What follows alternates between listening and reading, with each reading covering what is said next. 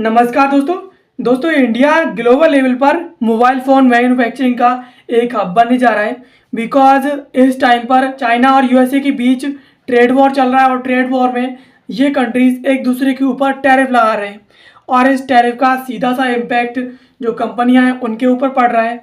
और इसमें जो चाइना के अंदर जो मोबाइल फ़ोन मैन्युफैक्चरिंग कंपनीज़ हैं जो मोबाइल फ़ोन बनाती हैं, अब वो चाइना के अलावा एक दूसरा ऑप्शन चूज़ करना चाहती हैं, यानी एक दूसरा ऑप्शन देख रही हैं कि वो चाइना के अलावा जिस तरीके से चाइना के ऊपर यूएसए टैरिफ लगा रहा है तो वो कंपनीज किसी दूसरे देश में शिफ्ट होना चाहती हैं ताकि उन्हें इतना ज़्यादा टैरिफ का सामना ना करना पड़े। और इसी वजह से इंडिया अब एक विकल्प बनने जा रहा है मोबाइल फ़ोन मैन्युफैक्चरिंग का, चाइना के बाद सेकंड नंबर पर। और इसी के कारण ये न्यूज़ जो है चर्चा में आई है। चलिए इसके बारे में विस्तार से समझ लेते हैं कि आखिरकार इसमें क्या क्या होने वाला है, किस तरीके से इंडिया सेकंड और ग्लोबल लेवल पर मैन्युफैक्चरिंग का हब बनने जा रहा है और इसमें क्या क्या होने वाला है। चलिए विस्तार से समझ लेते हैं, मेरे साथ वीडियो में अंत तक बने रहिए। मेरा नाम है सचिन और मैं कंसिडर आईएएस की एक और नई वीडियो में आप सभी का स्वागत करता हूँ।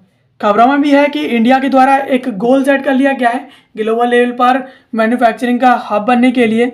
और जो कंपनियां चाइना से मूव आउट कर रही हैं, चाइना से निकल रही हैं, अब वो निकल करके इंडिया में आए, इंडिया में शिफ्ट हो जाएं ताकि इंडिया एक ग्लोबल लेवल पर चाइना के बाद दूसरा मैन्युफैक्चरिंग हब बन सके। चलिए अब चल क्या रहा है इस पूरे घटना चक्र को समझ लेते हैं। तो ग्लोबल शिफ्ट चल रहा है, यानी चाइना के अलावा ये कंपनीज एक वैकल्पिक केंद्र देख रही हैं जिसके थ्रू ये ट्रेड कर सके। यानी टैरिफ और चीन की धीमी ग्रोथ, यूएस के टैरिफ यानी 25% तक यूएस के द्वारा चीनी जो कंपनीज हैं उन पर टैरिफ लगा दिया गया है।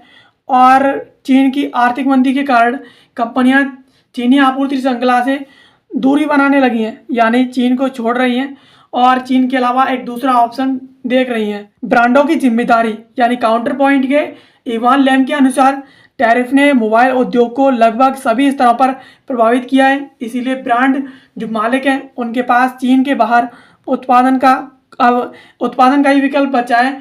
यानी यूएस के टैरिफ के चलते चाइनीज जो कंपनियां हैं वो चाइना को छोड़ करके एक दूसरा पॉइंट देखना चाहती हैं जिसके थ्रू वो ट्रेड कर सकें। और जो ब्रांड जो मालिक हैं अलग अलग कंपनीज के, वो अपने ब्रांड को बचाने के लिए और उसको और ज़्यादा मजबूत करने के लिए उनके पास इसके अलावा और कोई विकल्प नहीं है कि वो चाइना को छोड़ करके या चाइना से बाहर जा करके ट्रेड करें और वहाँ पर मोबाइल्स की मैन्युफैक्चरिंग करें ताकि उन पर इतना ज़्यादा टैरिफ इत्यादि ना लगे और वो अपने ब्रांड को फ्रीली आराम से बेच सकें। अभी हाल ही में डोनाल्ड ट्रंप के द्वारा ये धमकी दी गई थी कि सैमसंग और जो एप्पल है उसको 25% टैरिफ लगाने के लिए जो डिवाइसेस हैं उनकी डिवाइसेस पर 25% टैरिफ लगाने की धमकी दी गई थी। और इसी के चलते ये सब इतनी जल्दी से बदलता हुआ जा रहा है। अब इंडिया की क्षमता और निवेश की बात करें तो मैन्युफैक्चरिंग क्षमताओं में वृद्धि, यानी पिछले दशक में ग्लोबल एएमसी यानी इलेक्ट्रॉनिक मैन्युफैक्चरिंग सर्विसेज और घरेलू कंपनियों ने भारत में निवेश को बढ़ाया है जो बड़े पैमाने पर जटिल उत्पादन के लिए तैयार है।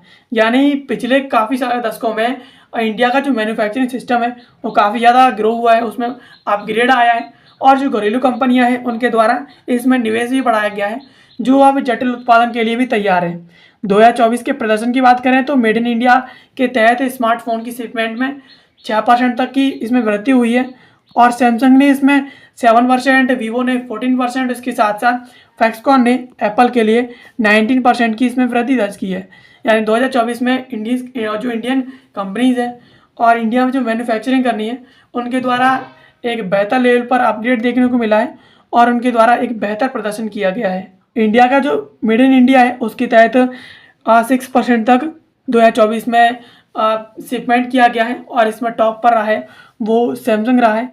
एप्पल और सैमसंग की भूमिका की बात करें तो अभी हाल ही में इनके द्वारा 20% तक वैश्विक उत्पादन किया गया है। यानी एप्पल और सैमसंग के द्वारा भारत में उत्पादन को तेज़ कर रही हैं दोनों कंपनीज। और एप्पल की आईफोन उत्पादन में भारत का हिस्सा है वो 2024 में 18% था, लेकिन 2025 में ये 32% तक बढ़ने की योजना है। यानी सैमसंग और एप्पल के द्वारा भारत में 20% तक उत्पादन में वृद्धि की गई है। और एप्पल की बात करें तो एप्पल ने 2024 में 18% तक और 25 में इसकी 32% तक वृद्धि होने की उम्मीद है। यानी हो सकता है कि ये 32% तक जो एप्पल है वो अपने मोबाइल फ़ोन्स की इसमें इंडिया में आकर के मैन्युफैक्चरिंग करे। अब इसमें सरकारी पहल है वो भी इसमें काफ़ी ज़्यादा हेल्पफुल है, जिसका नाम ECMS है। यानी ECMS स्कीम का उद्देश्य 2025-26 से लेकर के 2031-32 तक 22,919 करोड़ लगभग $2.7 बिलियन का बजट इलेक्ट्रॉनिक उपकरणों के घटकों का उत्पादन बढ़ाने के लिए रखा गया है। यानी ECMS स्कीम के तहत इंडिया के द्वारा 2025-26 से लेकर के 31-32 तक 22,919 करोड़ लगभग इसका डॉलर्स में काउंटिंग करें तो $2.7 बिलियन का बजट रखा गया है, जो इलेक्ट्रॉनिक उपकरण हैं उनके घटकों में इन्वेस्ट करने के लिए और उनका उत्पादन करने के लिए।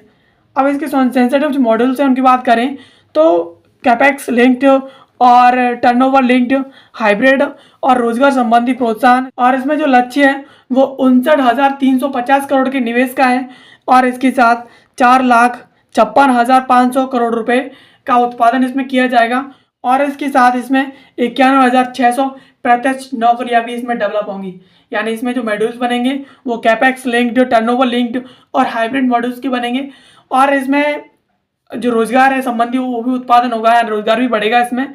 और इसके साथ इसमें 59,350 करोड़ रुपए का इसमें निवेश भी होगा और इसके साथ 4,56,500 करोड़ रुपए का इसमें उत्पादन होगा और 91,600 इसमें नौकरियां मिलने की उम्मीद है। यानी इतनी इसमें प्रत्यक्ष नौकरियां जनरेट होंगी।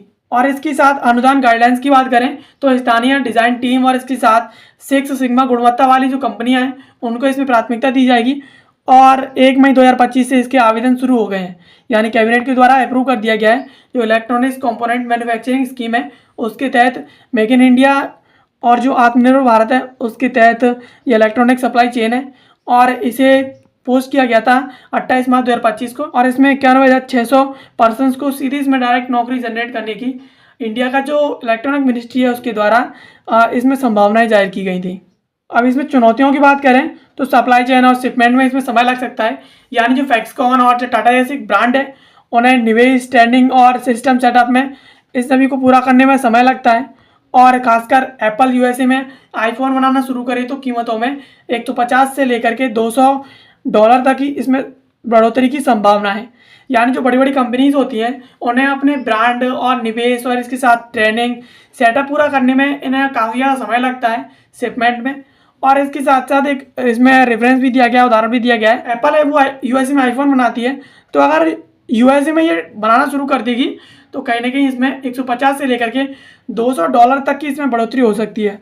अब इसके साथ इसमें जो ब्यूरोक्रेसी और अवसंरचना की चुनौती है उसकी बात करें तो वाशिंगटन पोस्ट के अनुसार अभी भी ब्यूरोक्रेसी की बाधाएं अमेरिका में बनी हुई हैं और कई सारी कंपनियां वियतनाम को प्राथमिकता दे रही हैं। यानी अमेरिका में मैन्युफैक्चरिंग ना करके, बिकॉज अमेरिका में जो ब्यूरोक्रेसी है वो अभी भी टॉप पर है, क्योंकि रिसेंटली आप देख रहे हैं जो टेक के जो बादशाह हैं अमेरिका के वो एलोन मस्क और इसके साथ जो प्रेसिडेंट है उनके बीच तनाव चल रहा है और इसके साथ साथ वहाँ पर ब्यूरोक्रेसी बहुत ज़्यादा है।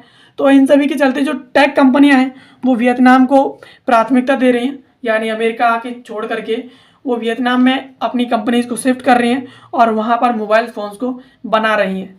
अब भारत मोबाइल फ़ोन मैन्युफैक्चरिंग के लिए अगला विश्व नेता बनने की दिशा में तेज़ी से आगे बढ़ रहा है और 2025 में अप्रॉक्सीमेटली 20% वैश्विक उत्पादन का लक्ष्य पाया गया है और यह सफलता सरकार की ECMS जैसे उत्पादन, बड़ी वैश्विक कंपनियों यानी कि एप्पल और सैमसंग की निवेश योजनाओं और चीन से वैकल्पिक केंद्र की आवश्यकता से प्रेरित है। हालांकि लॉजिस्टिक जो चुनौतियां हैं और समय की महत्ता है वो अभी भी बनी हुई है। यानी भारत एक अगला वैश्विक नेता बनने की दिशा में आगे बढ़ रहा है और इसके साथ साथ 2025 में जो अप्रॉक्सीमेटली 20% जो वैश्विक उत्पादन का लक्ष्य है वो पाया जा सकता है। यानी ये उम्मीद बनाई जा रही है और इसके साथ साथ इसकी जो सफलता है वो सरकार की जो ECMS है वो है और इसके साथ बड़ी वैश्विक कंपनियां हैं एप्पल और सैमसंग, इनकी निवेश योजनाएं और इसके साथ साथ भारत का जो एक सबसे बड़ा प्रेरक है वो चीन के बाद एक वैकल्पिक केंद्र बनना है, ये भी इसके लिए बहुत बड़ा एक प्रेरक है। और इसके साथ लॉजिस्टिक जो चुनौतियाँ हैं और समय की जो महत्ता है वो भी बनी हुई है, बिकॉज जो बड़ी बड़ी ट्रेड कंपनियां होती हैं, मैन्युफैक्चरिंग कंपनियां होती हैं, टेक कंपनियां, उन्हें अपने शिपमेंट में काफ़ी ज़्यादा समय लगता है। एंड दोस्तों ये थी खबर जिसका आज के इस वीडियो में हमने एनालिसिस किया और समझा कि किस तरीके से इंडिया अब सेकंड मैन्युफैक्चरिंग हब बनने जा रहा है और चाइना के बाद अपने आप को एक सेकंड विकल्प के रूप में देख रहा है, ताकि जो बड़ी बड़ी टेक कंपनियां हैं वो इंडिया में आकर निवेश करें और भारत ग्लोबल लेवल पर एक टेक का और मैन्युफैक्चरिंग का, खास तौर पर मोबाइल मैन्युफैक्चरिंग का एक हब बन सके। एंड ये है मेरा इंस्टाग्राम अकाउंट दोस्तों, अगर आपको कोई भी क्वेश्चन क्वेरी हो तो आप इसे फॉलो करके मेरे को डायरेक्ट मैसेज करके पूछ सकते हैं। बाकी वीडियो देखने के लिए आप सभी का बहुत बहुत धन्यवाद। मिलते हैं किसी अगले वीडियो में किसी नए और महत्वपूर्ण टॉपिक के साथ। तब तक के लिए आप सभी का बहुत बहुत धन्यवाद।